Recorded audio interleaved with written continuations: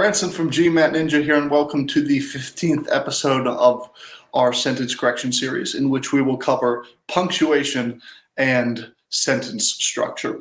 In this video, we can kind of divide the types of punctuation that we're going to cover into two different categories, the one being punctuation to focus on, and the other being punctuation not to focus on. Let me first cover the punctuation that we're going to want you to focus on. And there's kind of two things. Number one would be comma splices, which is when you have just a comma separating two independent clauses. We want you to notice that because just a comma cannot separate two independent clauses. If you see that in an answer choice, then the answer choice is wrong. You need some sort of conjunction to separate those two independent clauses. And we'll see an example for that in just a moment, if that confuses you. The second piece here is that you want to focus on, or you want to pick up on semicolons. Semicolons have two uses, and they are tested a decent bit on the GMAT. They can be used in a list when commas would be confusing, and again, we'll take a look at an example for that in just a moment. And they can also be used to separate two independent clauses. So where a comma would create a comma splice because you don't have a conjunction, you could replace that comma that separates two independent clauses with a conjunction. With a semicolon. Now, when we talk about punctuation not to focus on, there are several things that I don't want you to focus on. And part of the reason for this is this. It's really easy to get distracted by punctuation on the GMAT, and it's not typically a major decision point. A lot of punctuation is stylistic, and so it's a stylistic choice made by the writer. It's kind of a hard thing to test on the GMAT for that reason. And so the first category of punctuation not to focus on that we could throw up here, and this list could be much longer, but would be other uses of commas. We see students a lot who get super focused, hyper-focused on, well, a comma should be there or a comma shouldn't be there. And apart from comma splices, where you can't have just a comma separating two independent clauses, there's not a ton of general agreement within the English language on the uses of commas. And I could even show you different official examples where, hey, they used a comma here in this example, but and in the right answer, but they didn't use a comma here in another example. To give you one example off the top of my head, there's an official question out there that goes something like, the student did well on the GMAT by studying hard. And there's a comma before by. But there are other sentence correction examples that are correct out there. Pretty much the same sentence structure. The student did well on the GMAT by studying hard without a comma before the by. So a lot of those commas are stylistic choices. Don't focus on that. They're typically not a major decision point unless it's somehow connected to a comma splice. We also don't want you focused on dashes or M dashes. Dashes and M dashes are when you have two dashes that are combined together to make kind of a longer dash. But they are really flexible in terms of how they can be used.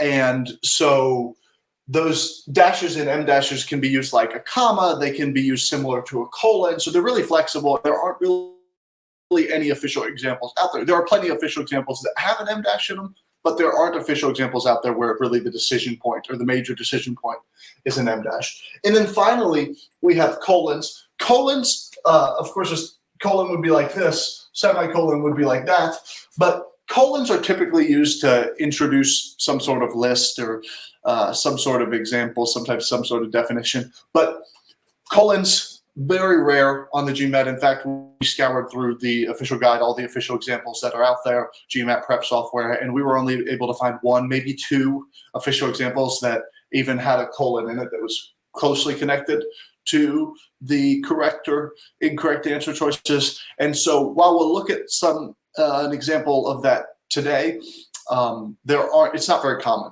that decisions come down to that. With that said, I want to look at a few examples of the type of punctuation that we do want you to focus on and the type of punctuation that we do want you to pick up.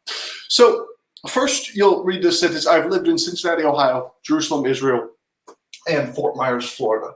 Now, the way this sentence is currently written, obviously I have a list here, but if you know anything about US geography or Middle Eastern geography, Cincinnati obviously is in Ohio, Jerusalem is in Israel, and Fort Myers is in Florida.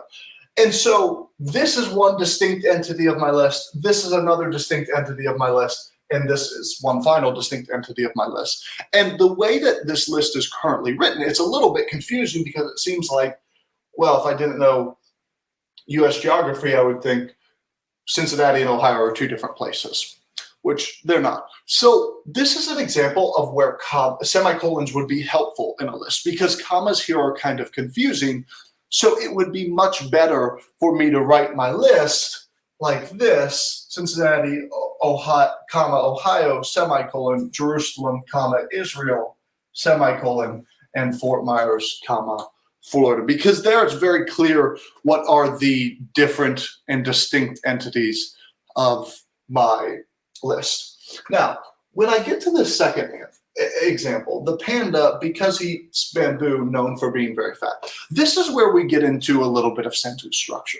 Now, you can be able to diagram a sentence all you want, and it's not going to help you that much on the GMAT. But what will help you is knowing the difference between a dependent and an independent clause. An independent clause is essentially a sentence that can stand on its own, and a dependent clause is similar to a sentence fragment. So I'll give you an example in just a second. But here in the second example, the panda, because he eats bamboo, known for being very fat.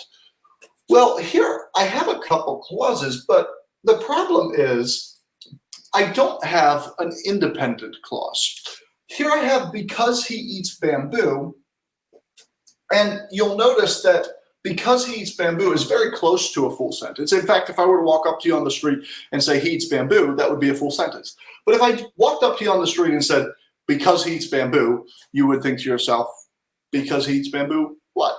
What comes next? So because he eats bamboo is not a full sentence. It's not a full stop. And so for that reason, because he eats bamboo is what we would call a dependent clause. So here I have a dependent clause, and so I can look at the rest of my sentence, the panda, known for being very fat, but the problem is I don't have a main verb here. So I would like to say the panda is known for being very fat. And if I were to say the panda, because he eats bamboo, is known for being very fat, that would be a sentence that is just fine, a sentence that's perfect. So I want you to keep that in mind. Dependent clause, independent clause. You have to be aware of whether something's an independent clause or a dependent clause, which that's important because it comes into play with commas places, it comes into play with semicolons. I want to take a look at this final sentence here. And this final sentence says the panda is fat, he eats bamboo. Now, you'll notice that here I have two independent clauses. The panda is fat, full sentence. I could walk up to you on the street, the panda is fat, that's a full sentence, full thought that I've expressed. He eats bamboo, full sentence, full thought that I've expressed. And so for me to say the panda is fat, he eats bamboo, I have two independent clauses. The problem is right here, it's separated only by a comma. So there are several options that I have. As currently written, this is wrong.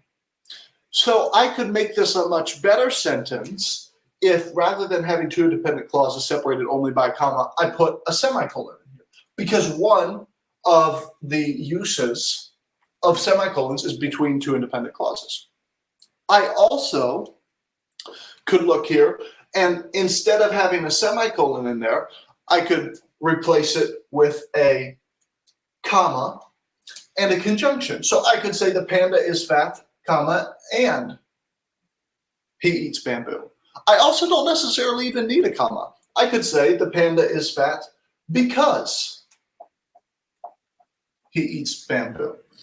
Or I could put a comma before because. Whether you put a comma or not before because is, again, kind of a stylistic choice, which is a great example of why we say not to focus on these other uses of commas. So several different options, but just a comma separating these two independent clauses is not okay. Could do comma because, could just do because, could do a semicolon, and could do comma and. All of those would be fine, and there's several different options. But I want you to keep all that in mind as we go throughout this video. I'm going to go ahead and pop up an example on the screen. We'll take a look at it together, give you a second to work through it, and then afterwards we'll come back and work through it together on the board.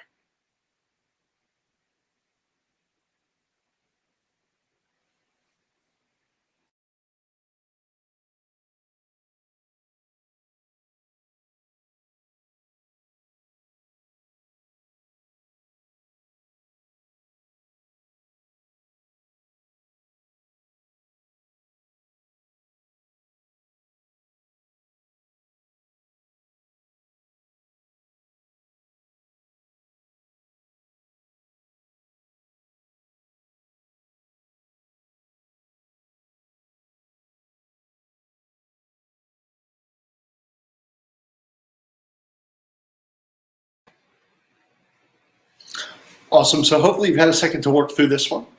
And the prompt says Machiavelli wrote many different types of literature, history, poetry, and songs. I want to go ahead and take a look at this one on the board. Now, when you saw this, you may have thought to yourself, Bransen, I thought you said that we don't need to focus on colons. Why are you giving us a question on colons right off the bat? The reason I'm doing that is because this is the punctuation video, but it's really worth emphasizing and noting right here from the get-go that when I say that these things aren't commonly tested, we went scouring throughout the official guide, the GMAT prep software, and everywhere we could for questions with colons. And this was the one of maybe two questions that we could find in all of the official materials out there, thousands of questions out there that we could find that actually had a colon in it that was even somewhat close to being tested. So with that in mind, Machiavelli wrote many different types of literature, colon. Now, a colon is used to introduce examples. So different types of literature, history, poetry, and songs. Now, the way this is written, colon, history, poetry, and songs, these are different types of literatures. I'm okay with that. Good. To me, it doesn't sound necessarily like the way that I would say it. I probably would never say Machiavelli wrote many different types of literature, history, poetry, and songs. I would probably say such as history, poetry, and songs. But the colon here functions to introduce examples. So types of literature, history, poetry, and songs. Perfect. With B here, and maybe I could make a slight argument for I'd like song better than songs, because maybe song is a better it's a better type of literature, history, poetry, and song. But I don't have a difference between either example, so I can't make a big deal about that in either of my answer choices. Now here with B, so A, I'm going to keep in these included history, poetry, and songs. Now, the these included, I don't really love these included here. And part of the reason is that the colon kind of already expresses these included, history, poetry, and songs. So I've just added in a couple words that are pretty redundant and kind of already express the same thing that I've expressed with the colon. And so for that reason, I would say that A is slightly better than B here. And I would go with A, because the colon has already expressed that these types of literature include. And so saying these included with the colon is a little bit redundant here. For that reason, I'd eliminate B and I'd go with A, the version of the sentence as it's originally written. Again, looking for the best answer choice here. I don't love the songs necessarily. Maybe I would prefer song, but these included is redundant, and so I feel confident eliminating it. One more time at the end here, I'll emphasize this stuff is not tested super often at all.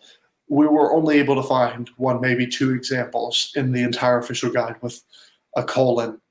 And even here, it's a bit of a stretch to say that that's exactly what's being tested. So, main point, don't focus on it. Don't worry about it.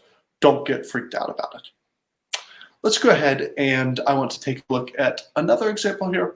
I'll pop it up on the screen and give you a second to work through.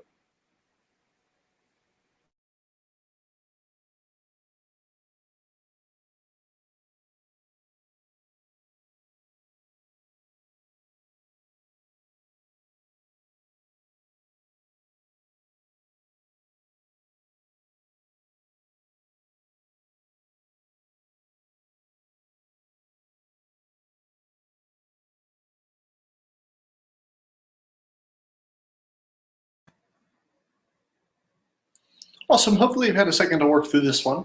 It says nuclear batteries do not break an atom apart, semicolon, but rather produce power by radioactive decay. We'll go ahead and take a look at this one on the board. And you can imagine here the piece of punctuation that we're focused on is this semicolon right here. Nuclear batteries do not break an atom apart, semicolon, but rather produce power by radioactive decay. Now, if you remember at the beginning of this session, we said that the semicolon can be used for two specific purposes that we're interested in. Between two independent clauses or in a list. Obviously, I don't have a list here, so I'm going to say that it's being used here between two independent clauses. So I just want to check and make sure that I do actually have two independent clauses. Nuclear batteries do not break an atom apart. Full stop. That's an independent clause. Sentence stands on itself. Nuclear batteries do not break an atom apart. Okay, so that's perfect. My first piece is an independent clause. My second piece, but rather produce power by radioactive decay. Now, if I were to walk up to you on the street and say, but rather produce power by radioactive decay, you would be like, what does that mean? Because but rather produce power by radioactive decay is not an independent clause. It's not a sentence that stands on its own. You need to say that something produces power by radioactive decay. So A, I can eliminate because I have a semicolon, but it's not between two independent clauses.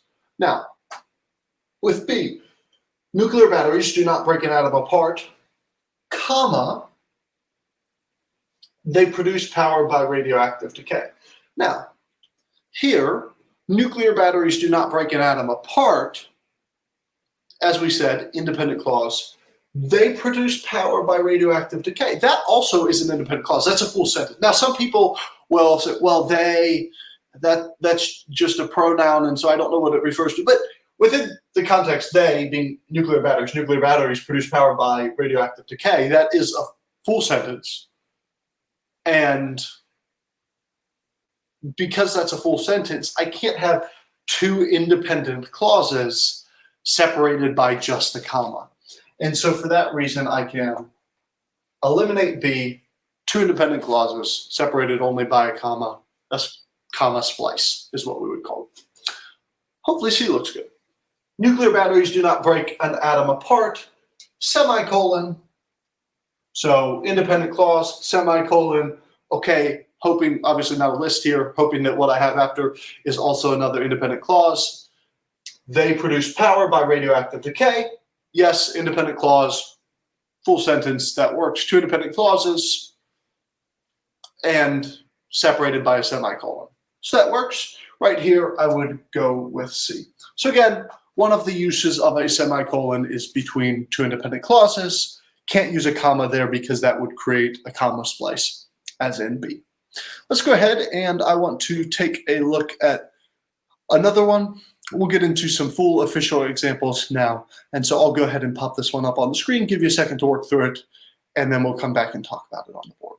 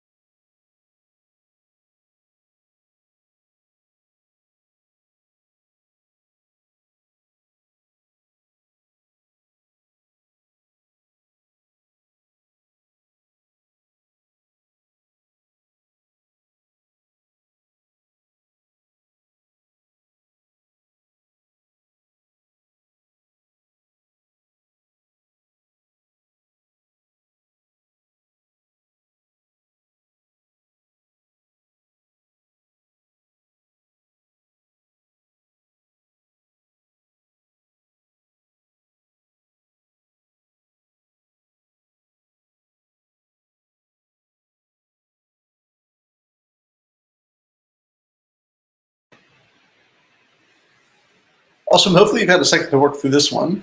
The prompt says Mauritius was a British colony for almost 100 years. excepting for the domains of administration and teaching, the English language was never really spoken on the island. Now, this one has a couple different folds to it, and so I want to take a look at it on the board.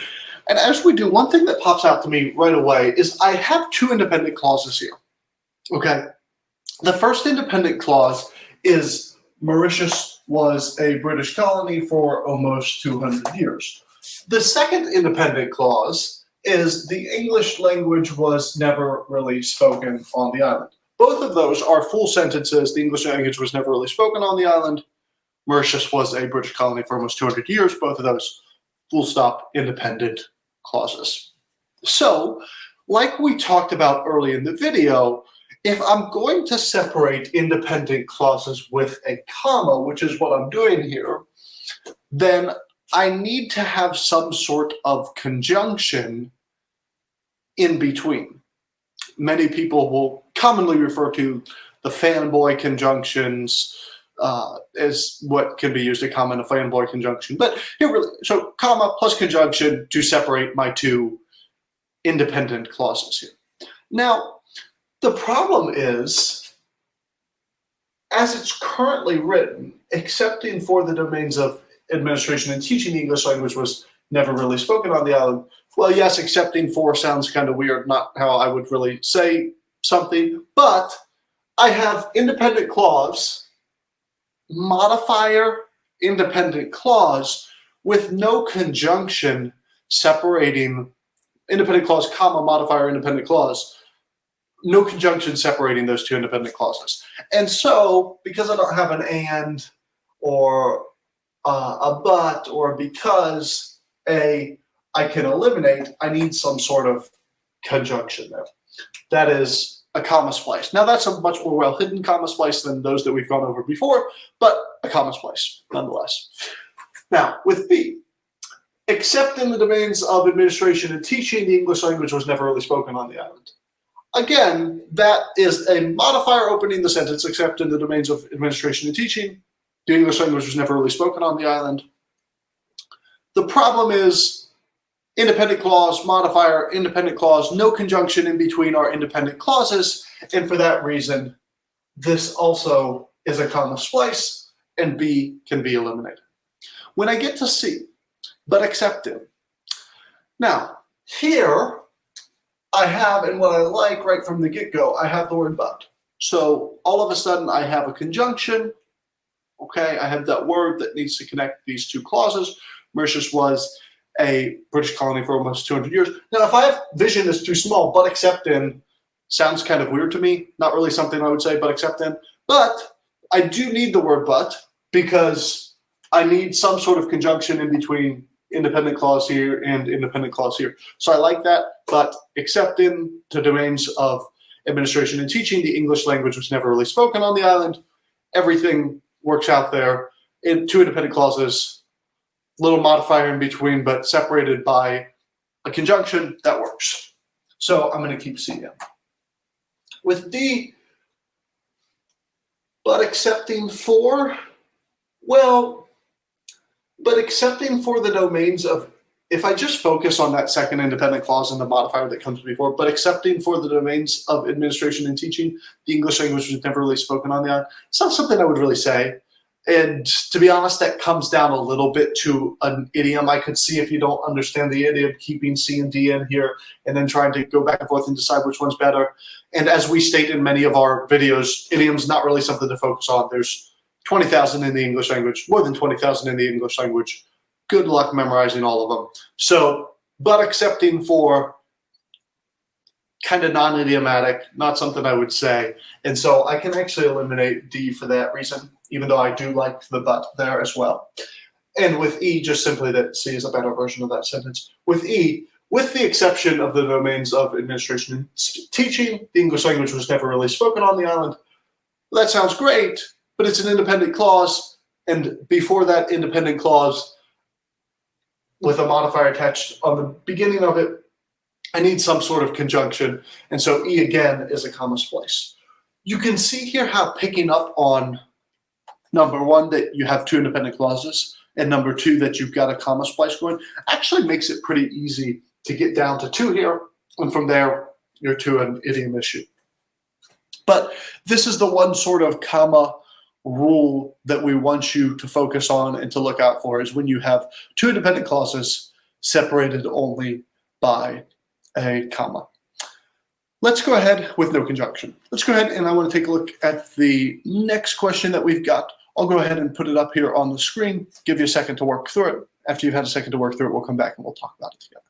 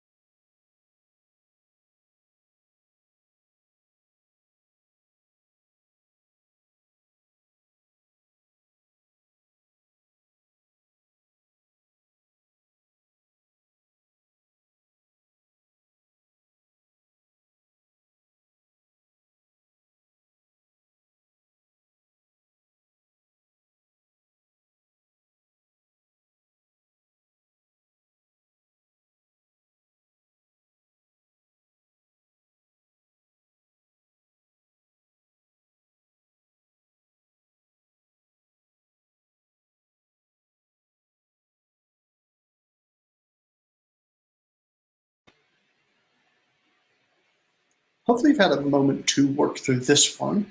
The prompt says some anthropologists believe that the genetic homogeneity evidenced in the world's population, in the world's people, is the result of a population bottleneck, with a big M dash there.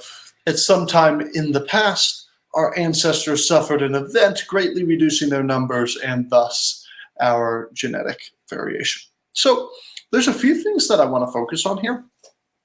And surprise, it's not actually the dash.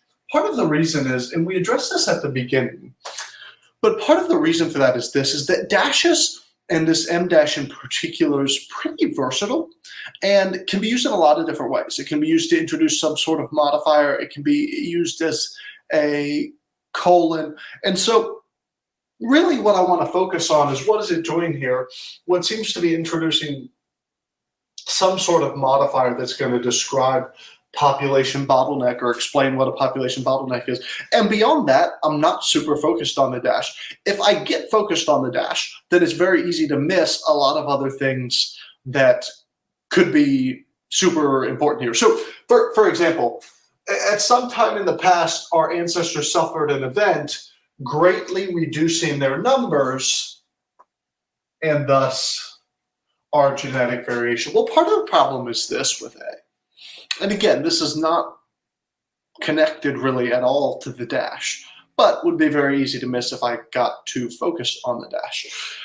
Greatly reducing their numbers, I have an ing modifier here at the end of my sentence, which typically is going to modify the main subject of whatever it modifies. So at some time in the past, our ancestors or the entire clause suffered. Either way, it doesn't really make sense.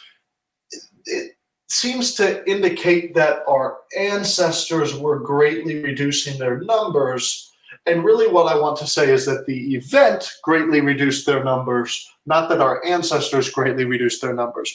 And so meaning-wise, I have an issue here with A and the modifier that's placed at the end. And so for that reason, I'm going to eliminate A, say that my modifier greatly reducing their numbers, which describes our ancestors suffered an event greatly reducing their numbers, seems to make it seem like the ancestors or the ancestor's suffering was greatly reducing their numbers, when really it's the event that greatly reduced their numbers. For that reason, I eliminate A. When I look at B, the other piece here at A that I don't love is that I do have at some time in the past our ancestors suffered an event, which is an independent clause. And so I have two independent clauses just separated by my dash here, which I don't love that. But again, I don't want to focus on that dash too much, and there are other issues.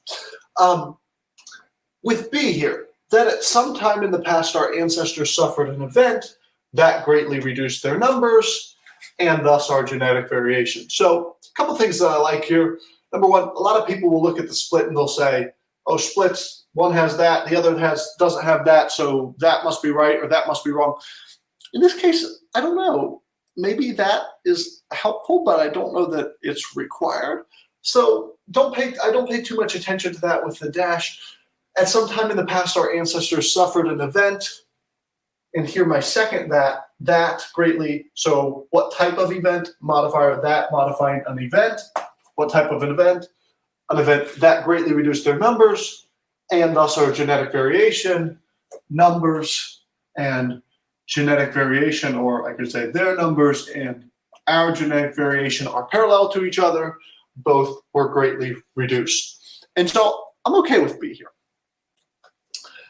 When I look at C, that sometime in the past our ancestors suffered an event so that their numbers were greatly reduced, and thus our genetic variation. Well, part of the problem here, number one, I don't love the so that. Because that kind of seems to imply purpose and intent, and they suffered the event for the purpose of their numbers being greatly reduced. So I don't love that. That's one strike against C here. But the other thing I don't like is the parallelism. And thus our genetic variation. Well, what is genetic variation parallel to earlier in the sentence? Presumably to their numbers here. But the problem is this, is that if their numbers is parallel to our genetic variation, then, and I try to read the main stem, it would be that sometime in the past our ancestors suffered an event so that their numbers were greatly reduced. Sometime in the past our ancestors suffered an event so that our genetic variation, and it's not really clear. So the parallelism here doesn't work because it takes "were greatly reduced" out of the main stem and sticks it in one of the parts, and the greatly reduced part needs to be a part of the main stem. If that's confusing to you, check out our videos on parallelism. We address that, but the parallelism here is off in C, and so I can eliminate that. With D, sometime in the past our ancestors suffered an event from which their numbers were greatly reduced, and thus our genetic variation. I actually have a little bit of the same problem here. Our genetic variation in D is going to be parallel to their numbers. Problem is, main stem works with the first part. Sometime in the past, our ancestors suffered an event from which their numbers were greatly reduced, but doesn't work with the second part. Sometime in the past, our ancestors suffered an event from which, in jump to the second part, our genetic variation. Doesn't make sense. Parallelism's off here. Again, we've got an entire video on that if you are curious about more. Actually, 3 videos on that if you're curious. Finally, with E here, sometime in the past that our ancestors suffered an event so as to reduce their numbers greatly, and thus our genetic variation. So a few things here that I don't love, but really what I'm going to focus on is this: sometime in the past that our ancestors suffered an event so as to reduce their number. Again, seems to imply that the reason they suffered the event was to reduce their numbers greatly, and like they had some sort of intent behind that. That doesn't really work. I don't know that I love the placement of my adverb here either. I think I like the way it's placed in B a little bit better. And so for that reason, I also don't love the placement of that here, which presumably is modifying population. Bottleneck is what it's referring to, but it has to jump kind of over this modifier. Don't like it. Don't like the placement there of that. So I'm going to eliminate E for all of those reasons. And with that, I'm left with B. But you can see there, really didn't ever use the M dash for any sort of elimination. So point is this, it's easy to get distracted. Should it be at some time? Should it be that at some time? And make a big deal over things that aren't really a big deal. What you'll see when you get into these official examples, as we have, is that the decision point pretty much never comes down to this. And so whether the M dash is used correctly or not, that's not really, so it's a great thing to distract students, but it doesn't actually end up serving as a very good decision point. With that in mind, I want to take a look at one more example here. I'll pop it up on the screen, give you a second to work through it, and then we'll come back and we'll talk about it together on board.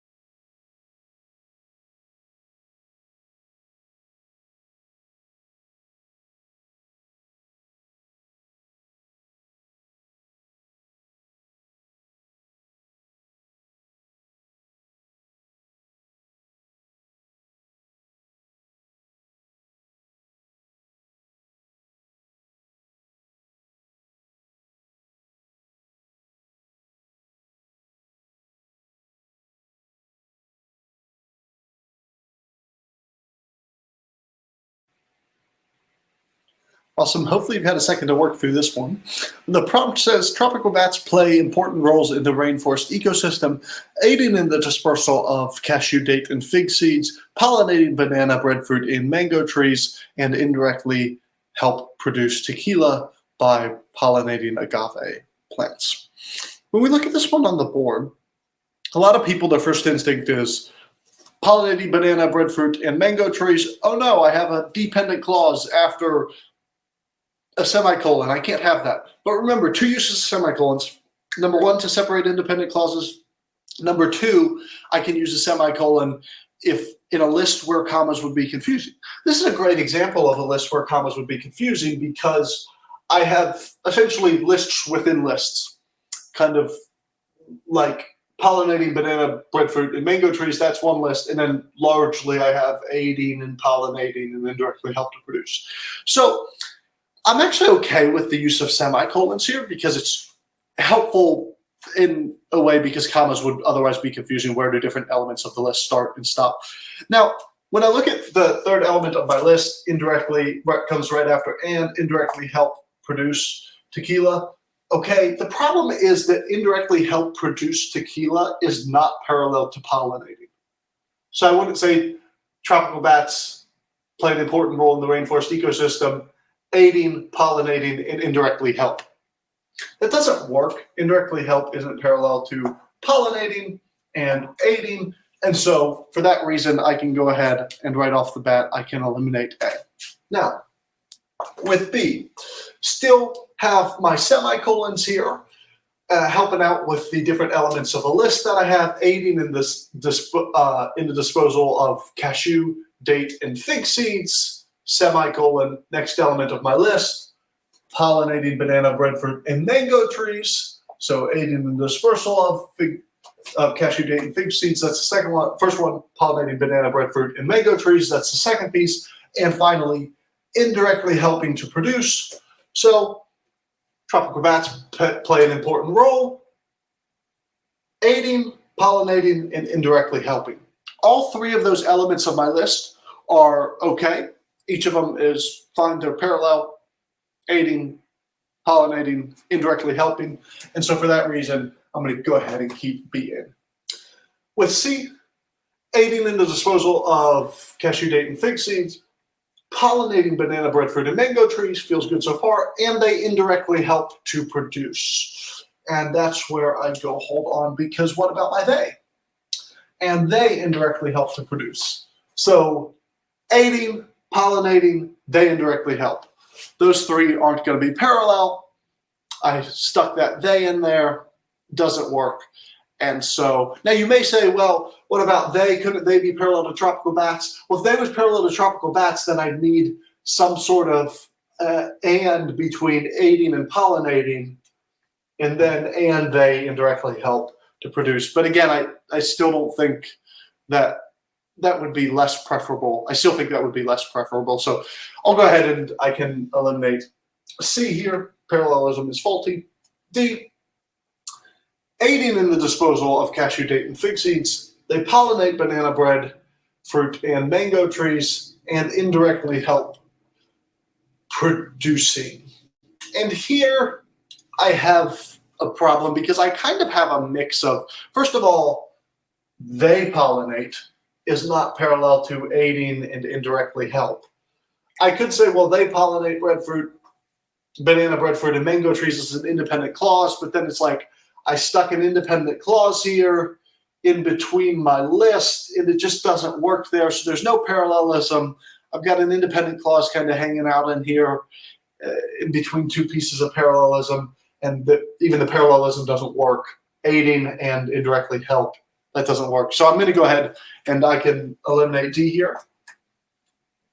And finally, aiding in the disposal of cashew, date, and fig seeds, they pollinate banana, breadfruit, and mango trees. Already I'm a little bit skeptical because I have right here the word they.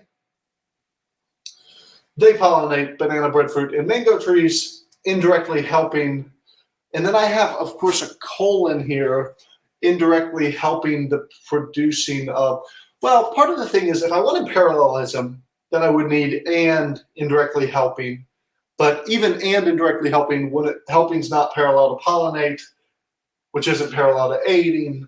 And so that wouldn't work there. I can use semicolons to sort of define something or to introduce examples, but that's not really what I'm doing here. And if I'm going to have they pollinate banana, breadfruit, and mango trees, okay, I have it after a semicolon, so it's an independent clause, but really they pollinate banana, breadfruit, and mango trees is describing one of the important roles, and so I should kind of continue with some sort of list there. And then finally, of course, that indirectly helping the producing of doesn't really make sense at the end, doesn't really fit with what I'm trying to accomplish. And so I can go ahead and I can eliminate E. Now, you can see here that with B, 3 different elements of a list, aiding, pollinating, indirectly helping, each separated by a semicolon.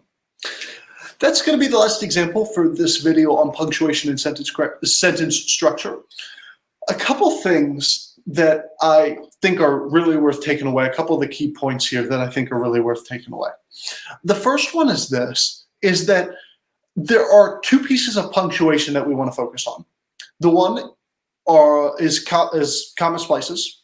I want to pay attention to comma splices. Just a comma separating 2 independent clauses. I need some sort of conjunction.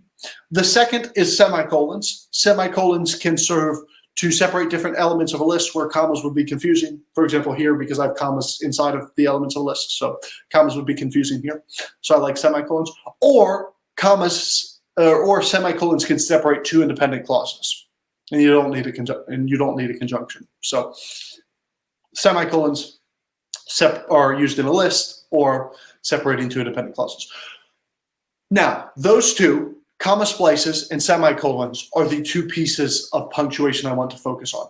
Otherwise, don't focus on punctuation. There's a lot of other things that will show up, a lot of other things you'll see. We talked about colons, we talked about em dashes, There's also other uses of commas that show up. We talked about the example with by and others, but don't want you to focus on those. Typically, very, very, very, very, very rarely does a decision point come down to something like that. It's really hard for the GMAT to test that sort of stuff. Use your mental energy, use your brain power elsewhere. That wraps it up with punctuation, and then with sentence structure, what you want to know is what constitutes an independent clause. When a sentence can stand on its own. The panda was fat. What constitutes a dependent clause when a sentence can't stand on its own? Because the panda was fat. So that wraps it up, though, for our video on punctuation and sentence structure. Hopefully this has been helpful to you, and hopefully you've been enjoying the entire series. Be sure to tune back in next week for the next video that we release.